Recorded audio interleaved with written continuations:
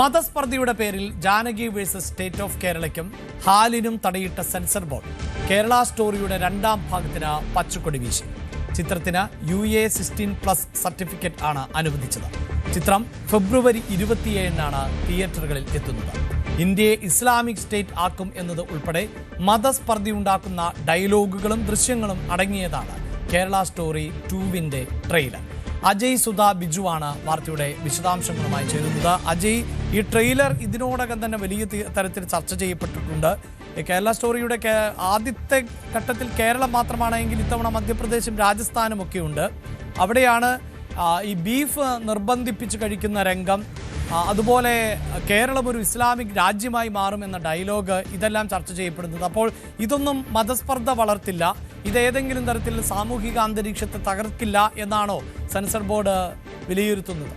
Sensor ബോർഡിൻ്റെ തീരുമാനങ്ങൾ തീർച്ചയായിട്ടും ഒരു വിചിത്രമായിട്ട് തന്നെയാണ് ഇപ്പോൾ നമുക്ക് ഈ ഒരു വിഷയത്തിൽ നമുക്ക് കാണാൻ സാധിക്കുന്നത്.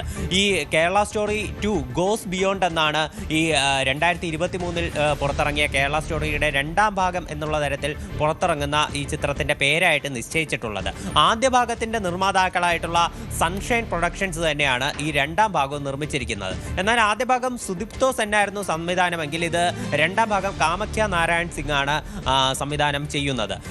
ഇപ്പോൾ സൂചിപ്പിച്ചതുപോലെ തന്നെ ഇപ്പോൾ ആദ്യ ഭാഗത്തിൽ കേരളം മാത്രമായിരുന്നു ചർച്ചാ വിഷയമെങ്കിൽ ഇതിൽ രാജസ്ഥാൻ, അതുപോലെ തന്നെ മധ്യപ്രദേശ് എന്നീ സംസ്ഥാനങ്ങളിലുള്ള ചില സംഭവങ്ങളും ചൂണ്ടിക്കാട്ടുന്നു. ഈ 3 സംസ്ഥാനങ്ങളിലെ 3 പെൺകുട്ടികളെ പ്രണയം നടിച്ച് മതം മാറ്റുന്നതാണ് ചിത്രത്തിൻ്റെ പ്രമേയം എന്ന് പറയുന്നത്. ചിത്രത്തിൻ്റെ ഈ ട്രെയിലർ തുടങ്ങുന്നത് തന്നെ ഇന്ത്യ അധികം വൈകാതെ ഒരു ഇസ്ലാമിക രാജ്യമായി മാറും, അതിനുശേഷം ഇന്ത്യയിൽ ശരീഅത്ത് നിയമം നടപ്പിലാക്കും എന്ന് തുടങ്ങുന്ന വളരെ ഒരു മതസ്പർദ്ധ ഉണർത്തുന്ന തരത്തിലുള്ള ഡയലോഗുകളായിട്ടാണ് ചിത്രം തുടങ്ങുന്നത്. അതുപോലെ തന്നെ ചിത്രത്തിൻ്റെ ട്രെയിലറിലുടനീളം മുസ്ലിം മതസ്ഥരെ മോശമായി കാണിക്കുന്ന പല രംഗങ്ങളും അതുപോലെ പല ഡയലോഗുകളും കൂട്ടിച്ചേർത്തിരിക്കുന്നു. അതുപോലെ തന്നെ കഥാപാത്രങ്ങളിലൂടെ ഈ ഒരു പലതരത്തിലുള്ള ഒരു മതസ്പർദ്ധ, അത് ഡയലോഗുകളിലൂടെ ആണെങ്കിലും ഭക്ഷണത്തിൻ്റെ കാര്യത്തിലാണെങ്കിലും. ഇപ്പോൾ ഈ ചിത്രത്തിൽ ഏറ്റവും കൂടുതൽ കളിയാക്കലുകൾ നേടുന്ന ഒരു രംഗമാണ് നിർബന്ധിച്ച് ബീഫ് കഴിപ്പിക്കുന്ന ഒരു രംഗം എന്ന് പറയുന്നത്.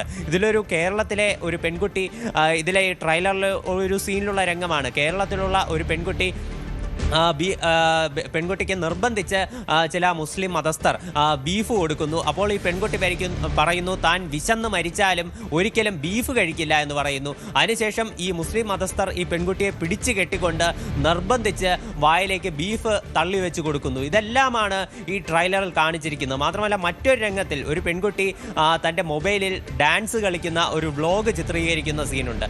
അപ്പോൾ മറ്റൊരു മുസ്ലിം മതസ്ഥനായിട്ടുള്ള ഒരാൾ ആ പെൺകുട്ടിയോട് വന്ന് പറയുന്നു ഇത്തരത്തിൽ നൃത്തം ചെയ്യാൻ പാടില്ല, ഇതെല്ലാം നമ്മുടെ മതത്തിന് വിരുദ്ധമായിട്ടുള്ള കാര്യങ്ങളാണ് എന്ന് പറയുന്നു. അപ്പോൾ ഇത്തരത്തിലെല്ലാം കടുത്ത രീതിയിൽ ഇപ്പോൾ പ്രത്യക്ഷാൽ തന്നെ മതസ്പർദ്ധ എടുത്തു കാണിക്കുന്ന രംഗങ്ങളാണ്. ഇതിനു മുൻപേ censor board Janaki versus state of Kerala എന്നുള്ള ചിത്രത്തിന് തടയിട്ട് കൊണ്ട് പറഞ്ഞത് ആ ചിത്രത്തിലെ നായിക കഥാപാത്രത്തിൻ്റെ ജാനകി എന്നുള്ള പേര്, അതായിരുന്നു സെൻസർ ബോർഡ് വലിയൊരു പ്രശ്നമായി ഉന്നയിച്ചത്. അതിലെ ചില കോടതി രംഗങ്ങളിൽ പീഡനത്തിന് ഇരയായിട്ടുള്ള നായികയുടെ പേര് ജാനകി എന്ന് എടുത്തു പറയുമ്പോൾ അത് ഹിന്ദു സംസ്കാരത്തെ അപമാനിക്കാനാണ്, സമൂഹത്തിൽ സ്പർദ്ധ വളർത്താൻ ഇത് ഇടയാക്കും എന്നെല്ലാം സെൻസർ ബോർഡ് ചൂണ്ടിക്കാണിച്ചിരുന്നു. മാത്രമല്ല ഹാൽ എന്ന് പറയുന്ന ചിത്രത്തിൽ ബീഫ് ബിരിയാണി കഴിക്കുന്ന രംഗം, അതിലെ ആ കട്ട് ചെയ്ത രംഗം പിന്നീട് ആ ചിത്രത്തിൻ്റെ അണിയറ പ്രവർത്തകർ തന്നെ സാമൂഹ്യ മാധ്യമങ്ങളിൽ ഷെയർ ചെയ്തിരുന്നു. ഇത്തരത്തിൽ ബീഫ് ബിരിയാണി കഴിക്കുന്ന ഒരു രംഗം അത് കട്ട് ചെയ്യണമെന്ന് പറഞ്ഞു.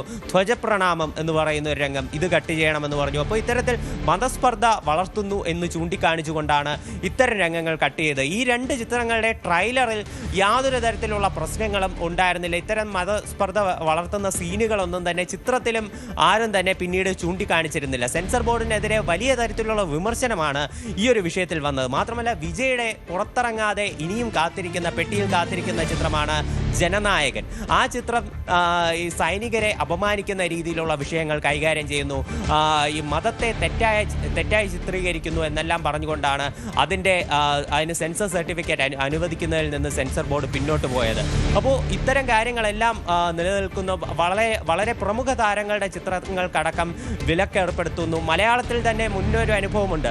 ലൂസിഫർ എന്ന് പറയുന്ന ചിത്രം, ലൂസിഫറിൻ്റെ രണ്ടാം ഭാഗം എന്ന് പറയുന്ന എമ്പുരാൻ എന്ന് പറയുന്ന ചിത്രം പുറത്തു വന്നതിന് ശേഷം അതിൽ ഇതിലെ പല രംഗങ്ങളും ചൂണ്ടിക്കാണിച്ചുകൊണ്ട് ചിത്രം തിയേറ്ററിൽ പ്രദർശനത്തിനെത്തിയതിന് ശേഷം വീണ്ടും അത് റീ എഡിറ്റ് ചെയ്യിപ്പിച്ച് പിന്നീട് പ്രദർശനത്തിനെത്തുന്നു. അതിലെ പല രംഗങ്ങൾക്കെതിരെയും പ്രതിഷേധങ്ങൾ ഉയരുന്നു. ഗുജറാത്ത് കലാപത്തെ തെറ്റായി ചിത്രീകരിച്ചിരിക്കുന്നു, അതുപോലെ തന്നെ അങ്ങനെയുള്ള പല ആക്ഷേപങ്ങൾ ഉയരുന്നു. അപ്പോൾ ഇത്തരത്തിൽ പ്രതിഷേധങ്ങൾ വന്ന് വീണ്ടും റീ എഡിറ്റ് ചെയ്യിപ്പിച്ച് തിയേറ്റർ കാണിപ്പിച്ച ചിത്രമാണ് എമ്പുരാൻ എന്ന് പറയുന്നത്. അതുപോലെ പല ചിത്രങ്ങൾക്കും പ്രശ്നങ്ങൾ സെൻസർ ബോർഡിൻ്റെ ഭാഗത്തുനിന്നുണ്ടായി.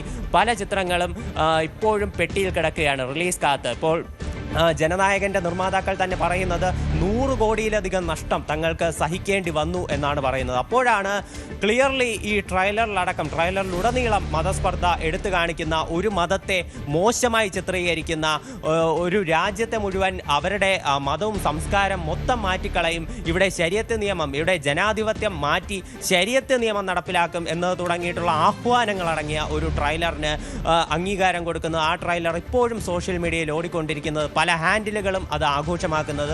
അതുപോലെ തന്നെ ഈ ചിത്രത്തിന് US 16+ സർട്ടിഫിക്കറ്റ് നൽകി 131 മിനിറ്റ് പ്രദർശന സമയത്താൽ ഇപ്പോൾ പ്രദർശനത്തിനെത്താൻ പോകുന്നു.